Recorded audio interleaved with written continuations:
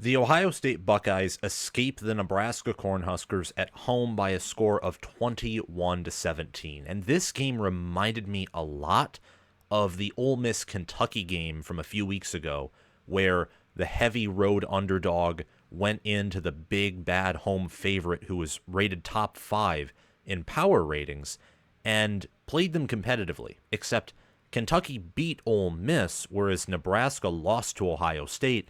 I think in large part because Ohio State is both much better than Ole Miss, and also they have a much better head coach.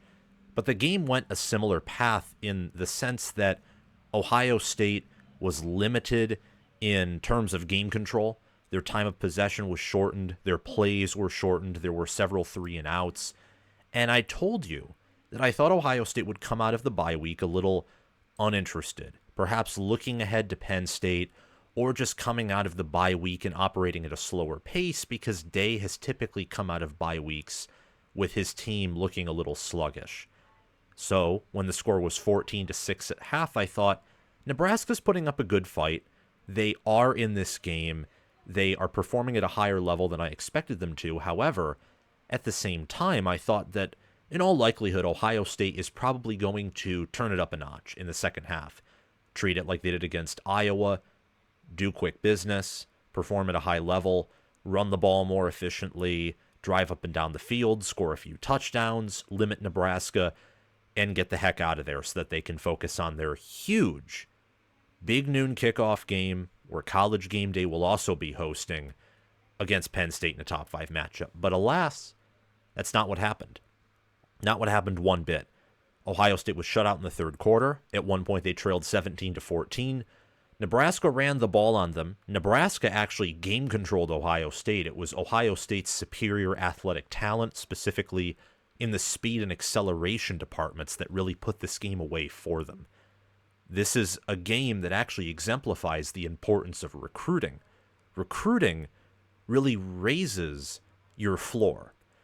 It also raises your ceiling too, but in a game like this, if Ohio State didn't have the athletes they did on the outside, Nebraska wins. They probably get an extra 5 minutes of possession on top of their 35 minutes of possession, and we're talking about Ryan Day being on the hot seat. So I want to break this game down, give my reaction to it. I'm still a little bit jarred by the performance and don't know exactly what to take away from it, but I'm hoping that you all join me in exploring this game and let me know what you think in the comments below. What's your reaction to this matchup? And before we really dive deep and get started, please subscribe to the channel, hit the notification bell, like the video, share it around to other college football fans who you know will enjoy this content. Also, if you can, check out our Discord server and join it via the link in the description or down below in the pinned comment, where we talk college football 24/7. And again, like, share, subscribe, hit the notification bell so that you can get notified when we release content here on College Football with Sam. We have the best Big Ten football channel on YouTube. We're trying to make the best college football channel on YouTube. We're trying to get there, and I think we can very soon, in fact. So doing those things will help us out. Same with joining the Discord server, watching the video all the way through. And if you want to support the channel monetarily, you can sign up on my Patreon page or purchase merchandise from my merchandise store. The links to those, same with the Discord server, are in the link in the pinned comment, or in the links in the pinned comment, and also in the description as links. So thank you very much, and really let's just look at some statistics here, some information, and then I got 3 takeaways for each team, as I typically do here. Some basic statistics for you all that I think are very important, and they don't exactly show how the game went, but that's what makes it all the more interesting. See, I tell you before the game that Ohio State would average 5.8 yards per play, compared to Nebraska's 4 yards per play. What do you tell me? You probably tell me that Ohio State wins, and maybe they don't cover the spread, but they win convincingly, and the game is never in doubt, at least in the second half. What if I told you that Ohio State had a 0.179 points per play margin? You probably think the same thing, like Ohio State doesn't dominate because a 0.179 points per play margin is not dominant, but they win. The game's never in doubt.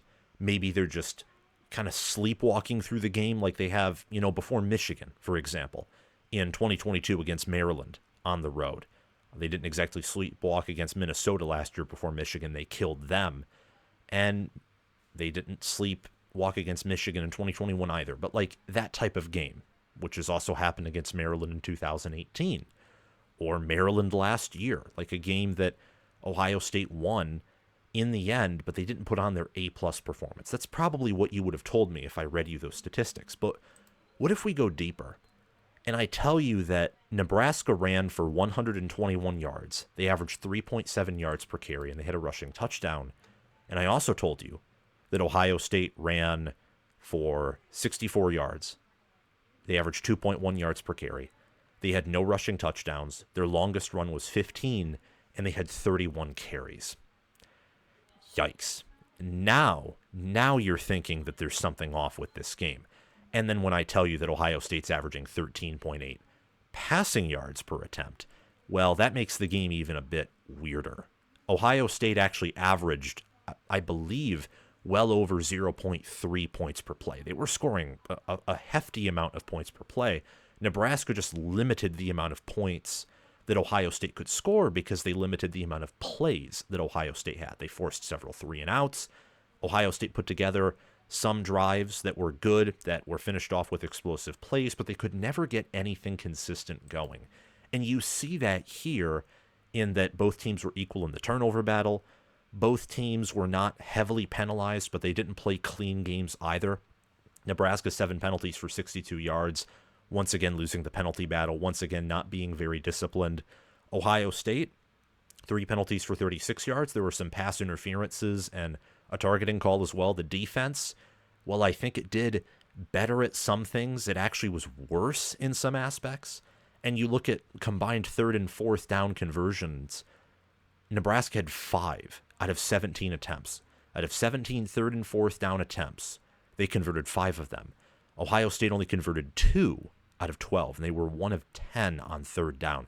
It was, again, Nebraska did exactly what Kentucky did against Ole Miss. They did what Vanderbilt did against Alabama. They did what any good coaching staff would do against a team that is superior to them athletically, that has better depth than they do, and they did what every elite or good or great competent coaching staff would do when they are confident that they can pull off an upset. It is clear to me that Nebraska believed that they could win. And not just as the game progressed, but they believed they could win from the start of this game.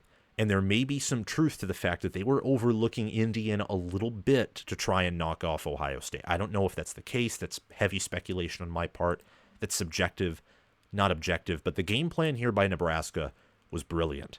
And for much of this game, they outcoached Ohio State, and they outplayed them too. And for much of the game, they looked like they wanted it more. Still things that are concerning for Nebraska, obviously. And as for Ohio State, it doesn't matter that Nebraska had a better coached game, that they had better effort, and Ohio State still won. And what I mean by that is there should still be concerns. You cannot wipe this away. You can't. As, we're overlooking Nebraska for Penn State. You can't do that. Michigan last year, they had a lot of concerns after that Maryland game, and rightfully so. Ohio State in some games where they've looked mediocre in the past. Well, you have concerns for them. Don't just write off this game. That would be a massive, massive mistake in my opinion. But we'll talk about Ohio State later in this video. I want to get to Nebraska here. First and foremost, I think this is the biggest point. And it's funny because on this channel, we save the best for last, and we talk about the worst first, which means we discuss the loser of the matchup first and the winner of the matchup last. But I will probably be talking more positively about Nebraska than Ohio State because, my goodness. I mean, Nebraska has inferior talent. They're not as athletic. They're in rebuilding mode. Meanwhile, we're all expecting Ohio State to be peaking, at least most of us. I didn't in the preseason, but I didn't think that they would look this way. I didn't. I also thought they would beat Oregon when I was temporarily deceived that they were, well, a lot like the the pre-2024 national champions. I thought they were one of those few teams in a very weak year that could maybe be uber dominant. And we'll get to that later. But for all the expectations and all the talent and even the jokes and traditions aside, like that Ohio State always finds a way to win, Nebraska always finds a way to choke, and those two happen to reign true in this game, there's a lot of positive takeaways for Nebraska here. Their defense stepped up, and it looked elite.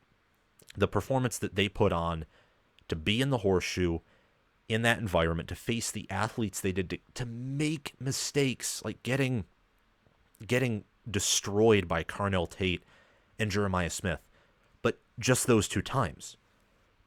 Ohio State had those two big passing plays that were monstrous. Carnell Tate with a 40-yard touchdown reception, Jeremiah Smith with a 60-yard touchdown reception. That's 100 yards on two receptions. You take those two big plays out, two of the three passing touchdowns, Ohio State has 11 completions for 121 passing yards. All of a sudden, the yards per completion, the yards per reception go way down. Same with the yards per attempt.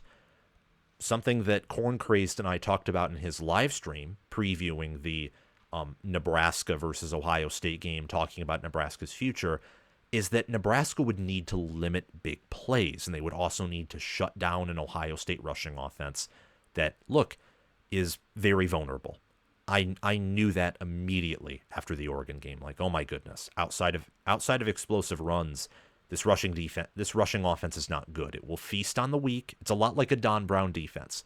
Feast on the weak, but when it faces up against a defensive line that has a pulse and a defensive coordinator that knows what he's doing, it will die by 1,000 razor blade cuts. That's exactly what happened. That's what Tony White did. Ohio State couldn't run the football, and they always got stonewalled. 3rd and 1, 3rd and 2, 3rd and 3, 4th and 1 in Nebraska territory. Straight up the gut went Henderson or Judkins. Didn't matter because Ohio State's offensive line didn't get any push. It looked pathetic. And that was in large part because of Nebraska's defensive line. They held Ohio State to a season-low 64 rushing yards, 2.1 yards per carry, no rushing touchdowns. Outside of that Indiana game, they haven't allowed a rushing touchdown all season long. They held Ohio State to 21 total points, 285 total yards, 11 total first downs, and Ohio State averaged 0.429 points per play. So correction, Ohio State averaged more than 0.4 points per play, not just above 0.3. So their offense was able to score in a pretty impressive manner on a points per play basis.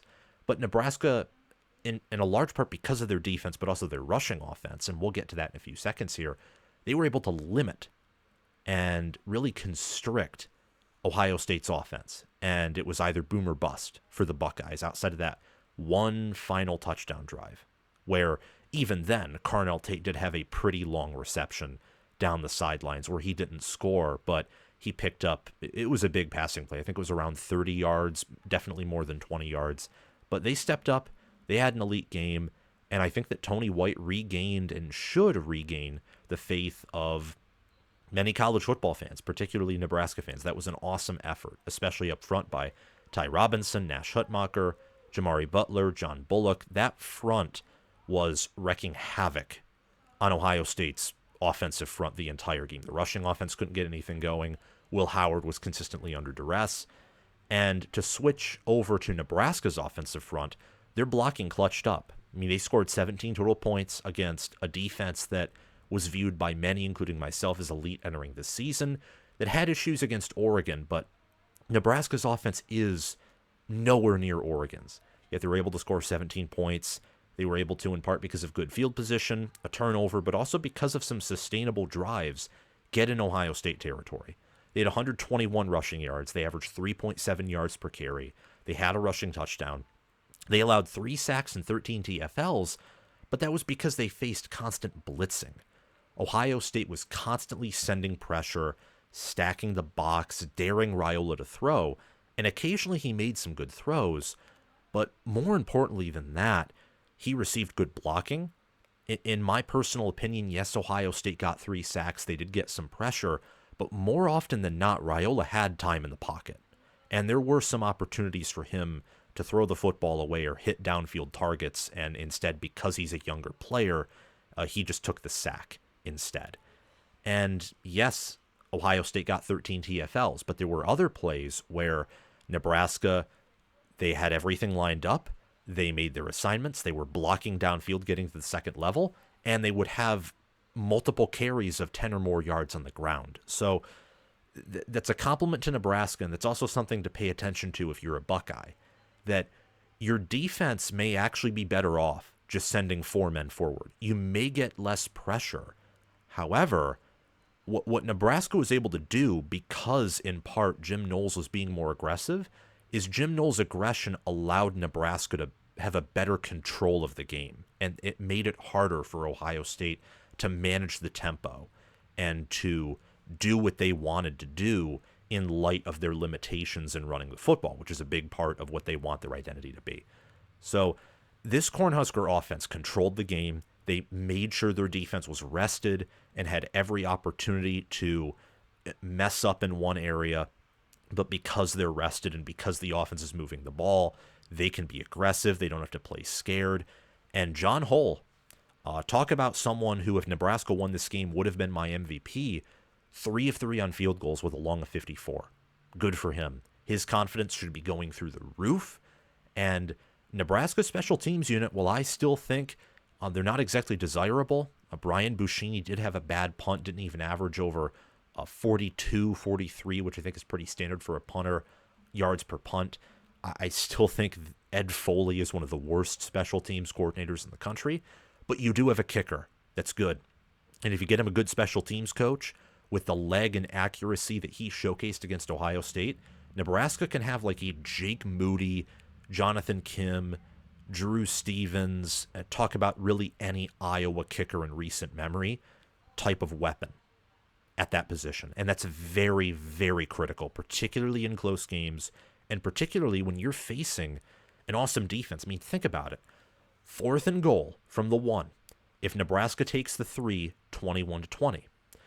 Or you look at when Raiola got sacked at a field goal range on that 3rd and long, and he had a crossing route that he could have hit. Probably wouldn't have picked up the first down, but would have gotten closer into field goal range. Well, now you're talking about a 23-21 Nebraska win. Assuming Hull makes those 2 field goals, which is a pretty big assumption, but still he was pretty accurate on the day.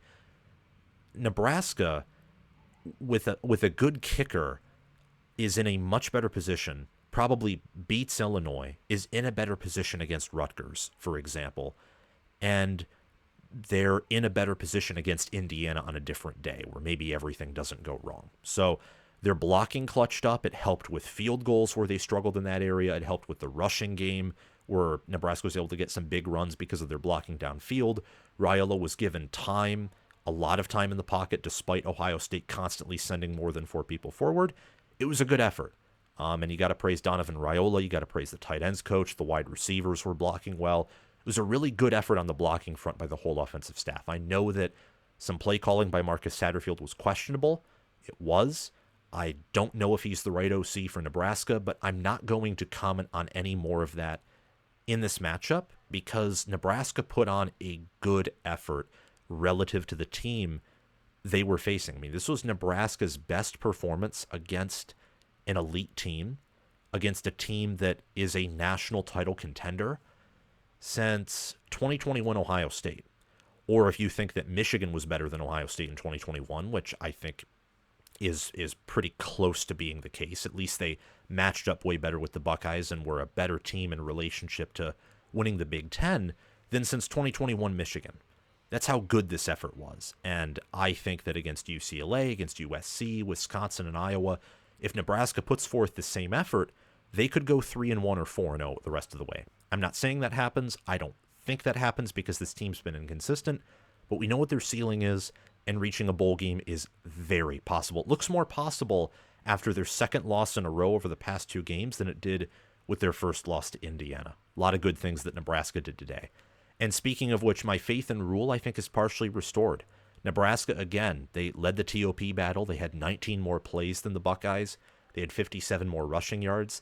They averaged 1.6 more yards per carry with a far inferior running back room compared to Quinton Judkins and Travion Henderson.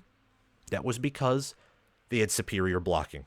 That's exactly why that was. And ironically, in terms of play calling, Ohio State and Nebraska are probably more similar than Nebraska fans would say. I know Ohio State fans were very critical of Chip Kelly. At least some of them were on Twitter. And honestly, part of me kind of was too. It's like, running the ball isn't working. How about you deviate toward Will Howard and your speed at receiver and get a little bit more creative? Because if you're saving things for Penn State, but you lose this game, a win over Penn State may not even matter, because a 2-loss Ohio State, with how Oregon looks, with how Indiana looks, and how Penn State's looking, a 2-loss Ohio State, even if they beat Penn State and Indiana, might miss Indy. And at that point, the season is teetering on being a failure.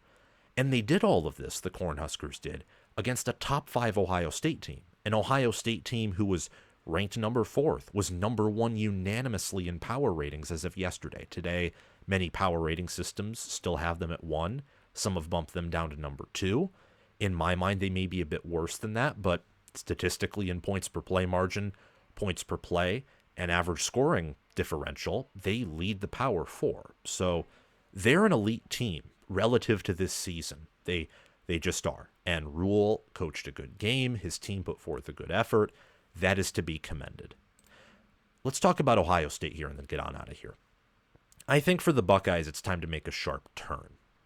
I think that you look at how this game played out. The fact that Nebraska game-controlled Ohio State, but because of your speed, because of your athleticism, because of the way that, to Ryan Day and the staff's credit, they've recruited and also developed to, especially on the outside, they were able to pull away. They were.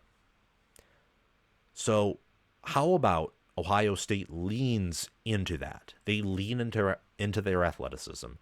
They lean into their acceleration, into their depth.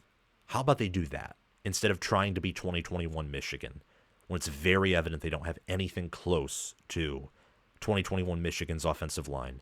They don't have Michigan's ground game that year. They don't have anything close to Michigan's tight ends that year. And they're way better at quarterback and way better at wide receiver. And probably better at running back. Statistically, they won't finish better at running back because their offensive line's that much worse. Same with tight end and same with blocking in general in the run game. But lean into your strengths, because this Ohio State team is still very good. There are legitimate concerns. That's why I'm saying it's time to make a sharp turn, because if these issues aren't resolved, or if Ohio State doesn't try their best to alleviate these issues, to hide these issues, to scheme around them, it will soon be time to panic, perhaps after this weekend. Again, Nebraska game-controlled Ohio State. Ohio State had nearly 20 fewer plays. They didn't even run for 3 yards per carry when you adjusted for Will Howard's sacks that he took. They let Nebraska get constant pressure, earn 2 sacks, earn 7 TFLs. When it came time to run the football and be physical on 3rd and short, they couldn't do it. And a large part of this is due to Josh Simmons' injury. I know that, and I'm praying for him. I hope all of you are praying for him that he can heal. And it's the same thing with Zen Michalski, the backup left tackle. However, Michalski struggled in this game, and Ohio State's offensive line all around really struggled in this game. The fact that one player goes down and the entire offensive line seemingly falls apart, and even when Simmons was healthy against Oregon, the run game was a little boom or bust. Earlier in the season, it felt like outside of big plays, Ohio State couldn't do much up the middle. It felt like that. I didn't have much evidence. I didn't have any evidence, in fact, to back it up, which is why I temporarily abandoned that opinion after the Iowa game. But alas, here we are. We're back to what I thought was the case early in the year and in the preseason, that Ohio State's offensive line completely lacks depth. They're not developing well there, and it's going to hamper the best running back duo that Ohio State has had potentially ever. Potentially. Because Travion Henderson and Quinton Judkins are both some of the best running backs in the nation. And they're not being utilized properly. And Yeah, it's as simple as that. It is as simple as that, ladies and gentlemen, fellow college football fanatics. They need to make a sharp turn. They need to do it now. And I don't know if they will. I don't know if they want to. I don't know if Chip Kelly and Ryan Day are capable of that, because Ryan Day has been adamant ever since that first Michigan loss that the team needs to be physical. They need to run the football. Chip Kelly is someone who loves to run the football, and his schematics in doing so are pretty good. So I think a lot of this circles back to Justin Fry, his recruiting, his development. I think he should be gone after this year. And it also circles back to Ryan Day. I have said earlier in this and in other videos that I think pivoting away from the 2021-2022 style of offense was a massive mistake, because that's Ohio State's strength. Ohio State could have ruled the Big Ten, and maybe they will, but that type of offense from 21 to 22 with an elite defense would dominate the Big Ten. It would. It would dominate nationally. They would consistently be one of the best teams year over year over year. And maybe they'll be that this year, but there are some issues on defense, and offensively, particularly on offense, I think it's time to make a sharp turn, because what they are doing did not work in this game. It didn't work against Oregon, and then they pivoted. They did against Oregon what they also should have done against Nebraska. They should have pivoted away from the run like they did against Oregon and just passed, and they would have had that much more success. So they have to make a change there. And speaking of that change, Will Howard, talk about someone who I think was the MVP of the game, and we'll get to that in a few minutes here very briefly. I'll read you his full stat line and give some extra thoughts on him. However, on top of being the MVP, talk about someone who nearly cost Ohio State the football game at the same time. 13 of 16, incredibly small sample size. They spoon-fed him throws. He had 221 passing yards, 3 touchdowns, a pick, 14 rushing yards, and a 73.9 QBR. That throw, that interception, was pretty bad. He nearly threw another interception, too. And the throw to Carnell Tate was a bit underthrown. But the throw to Jeremiah Smith was on point. It was an NFL throw. The throw to Carnell Tate wasn't underthrown enough to be a bad throw. It was still a good throw. It was the ideal read. He made many great decisions in the game. And he did a good job, I think, of maneuvering the pocket and of reading, of progressing through his reads often. But in looking at how he performed, in watching the film and digesting the game, it's clear to me that he's a boom or bust quarterback. That's very clear. The Oregon game was an example of the boom, for example. The Marshall game was an example of that boom or bust, where he had that one interception that was kind of like, why are you throwing it to the corner instead of the wide receiver? But the rest of the game, he was perfect. The Michigan State game was an example of often a whole lot of boom. And most of the season, he has been on the better side than the worse side. However, against Oregon, when he faced pressure at times, kind of folded. When the crowd got loud and it had to be a clutch situation, sometimes made questionable decisions. It was the same thing here in this matchup. And against Iowa, he made some "what are you doing" throws or decisions, or accepted some play calls that, like the 4th and 2 QB power against Iowa, where maybe he could have audibled out of that or changed it or said, how about we give it off to the running back, because if we do that, we'll make it by how we're running against Iowa. He widens Ohio State's margin for error, and that is both a good thing, it's also a bad thing. Because take this game against Penn State, for example. He could go off. He could throw for 4 touchdowns, 300 yards, and have the type of game he did against Oregon. That wouldn't shock me at all. He could do that with this receiver core. And the fact that I believe the adjustment of shifting Donovan Jackson to left tackle and putting a backup in at Donovan Jackson's former position of guard, I think benefits the offensive line and really the offense as a whole the most. Because I don't think this offensive line, even healthy, is going to be that good at running the football against a good defensive line like Penn State. They'll have a better job protecting Will Howard and then allowing him to throw downfield and do well. He could do that. Against Penn State, though, in an environment like that, against the pass rush that he's facing, and if the run game fails or if it's not doing well and he has to really carry the game, he could also produce 2 turnovers. He could also take a sack when he doesn't need to, or make some really dumb incompletions or overthrows. He widens the margin of error. And I think that down the stretch, there is a good chance for Ohio State to win out and go 11-1, which at that point, you're talking about a successful season as long as you beat Oregon in the rematch, which I think if Ohio State was going to beat Oregon this year, it was going to be an outsend because Oregon's getting better every week. It looks like Ohio State's getting a little bit worse every week.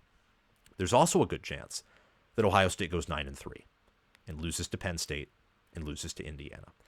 It's not the most likely outcome. I think the most likely outcome at this point is 10-2. I think 11-1 is even more likely than 9-3, just given the talent and Ryan Day's coaching resume. However, he widens the margin of error. And that's all I'm going to say, and then we're going to move on. Because you know what I mean. You've watched him play. And I think that reigns true. And last but not least, this team can win it all. They can. Ohio State is second in points per play margin.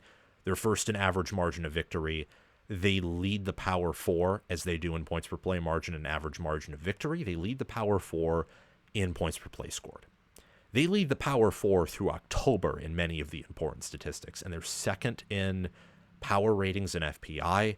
They're second in S&P Plus. They're still first in K-Ford rankings. They're viewed as a very good team. However, I don't know if they're better than last year's team. I truly don't, because the offense statistically and by a per-play basis is much better, but conversely, the defense is also worse on a per-play basis. The special teams is what it is. It's just barely special at this point.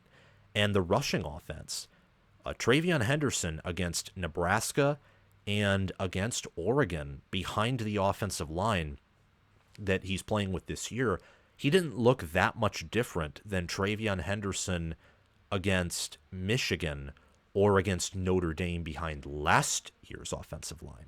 So I don't know if there has been any improvement in the trenches outside of that one player, Josh Simmons, who is sadly injured. I just don't know. I don't know what to say. I think that Cade Stover is missed. I think that the wide receiver core is worse than last year's. Marvin Harrison Jr. was much more consistent than any of these wide receivers here right now. And I think Will Howard's an upgrade. I think the running back room has been upgraded. I think that there is more depth and health at wide receiver. And I think it's good that Ryan Day isn't calling plays. But I don't know if this team is better than last year's team. And that's concerning because they brought everyone back. Literally everyone, outside of Marvin Harrison Jr., outside of Kyle McCord, who was not as good as Will Howard, and outside of Josh Proctor and both of their linebackers. That's more than enough returning production to improve at most positions and at least fill in the positions of need, the areas where departures occurred, fill them in and have them play at a good level or a similar level as they did last year. It's not an exact science, but with the way that Ohio State recruits and how they've developed and schemed historically, I mean, this defense should be the same, if not better than last year's defense. And it's not. It's worse. The offense, especially on the ground, should be better at running the football. And I can't say they are. I can't. And I can't say that the passing offense is going to be better than last year's either. I think it's more consistent. I think that the floor is higher. But I don't think that there's a Marvin Harrison Jr. in the room right now. Jeremiah Smith is awesome. He's elite. But whether that's Will Howard or whether it's scheming or whether it's him being a younger player, he's not showing up as much as Marvin Harrison Jr. did against even better defenses last year. So Ohio State can win it all. The season's not over. Panic should not be ensuing yet, but there are concerns. They need to fix them, and they need to fix them now because Penn State is coming. Indiana is coming. If they beat both of those teams, Oregon is coming. If they somehow beat Oregon or if they don't, well, they're guaranteed to make the playoff if they make it to Indy. Georgia is coming. Texas is coming. With how this defense looked, don't tell me that Alabama, with extra time to prepare with Kalen DeBoer, couldn't slice up this defense and couldn't win in a shootout. They're coming. It's the same thing with Miami. It's the same thing with Maybe Oregon, if they play each other 3 times, or if Ohio State goes 10-2 and they meet each other for a second time in the playoffs, or if they match up with Penn State again or Indiana again. The way this team is playing makes it so that I'm not confident they can sustain consistent victories against good teams. I know that Georgia can, because their coach is Kirby Smart and they've played a very tough schedule. They dominated Texas at home. They barely lost to Alabama on the road, had a monumental comeback, and they crushed Clemson, who's won every other game outside of the game they played against Georgia. But as for Ohio State, there are some concerns. There are a lot of positives still, because they're dominating the average team they play. Basically every game before that Oregon game they owned. They won big. But it seems like they're getting worse ever since that Josh Simmons injury. And prayers up to him, and I hope he gets better. However, at the same time, injuries are to be expected in college football. And when Michigan lost Zach Zinner last year, their offensive line actually got better when the playoff came around. I don't know if that's going to happen with Ohio State here. And that needs to happen if they're going to win it all. They need to improve, and they need to respond to the adversity and not just take that punch and move on. That's not good enough. My MVP of the game is quarterback Will Howard, 13 of 16, 13.8 yards per pass attempt, 235 total yards, 3 touchdowns, and he had a 73.9 quarterback efficiency rating. He's a very good quarterback. I think he's one of the nation's better quarterbacks this season. It is a down year. It's a down year for quarterbacks, and you know how I know that? Because people are talking about Garrett Nussmeier as if he's the QB number 1 for this upcoming NFL draft. He just threw 3 picks, 2 of which were some of the dumbest interceptions I've seen in my life against Texas A&M. It's a down year for quarterbacks, and I think that Ohio State made the right decision in getting Will Howard. I think they did, in getting him over Kyle McCord or relying on Devin Brown. I do think in hindsight, with how Cam Ward's playing at Miami, it may have actually been a better decision to get him over maybe Quinshon Judkins, because with how this offensive line is going, I don't think Judkins is going to be doing much of anything in the future, because he's not the home run hitting back. Henderson can make things happen with this line, but with how bad it is, you want someone like a Cam Ward who can be a gamer, who can be facing pressure and, yes, make some mistakes, but just provide the consistent boom that he does. But I don't think he's so much better than Will Howard to where this was a bad decision whatsoever. And Judkins has been a very reliable receiving back as well. He can still make things happen in the passing game. It was a good decision to get Will Howard. He fits the offense. He does much better with this offense situationally than Kyle McCord would. For example, with the struggles on the O-line, McCord would have just been sacked to death in this game. Howard was actually able to avoid some pressure. He was able to scramble to pick up some valuable yards. He's a good QB, and he's the reason why Ohio State won this matchup. Thank you all so much for watching. Remember to like, subscribe, hit the notification bell, and comment your thoughts down below. Thanks to Crash2488, Brasco Rascal, and Connor Little OH for being Heisman members and sponsoring this video and channel. Thanks to Chris Lane, Ismar, Tyler Nye for being All-American members, and thanks to John Lynn, Roaming Gnome, Matthew Sale, Austin Christmas, Joshua Jorgensen, Will Loftus for being all-conference members. Have a great day, everyone. Make sure to check out my merchandise store, Patreon page, and Discord server via the link in the description or down below in the pinned comment. Have a great day, everyone. Go Buckeyes, and go Cornhuskers.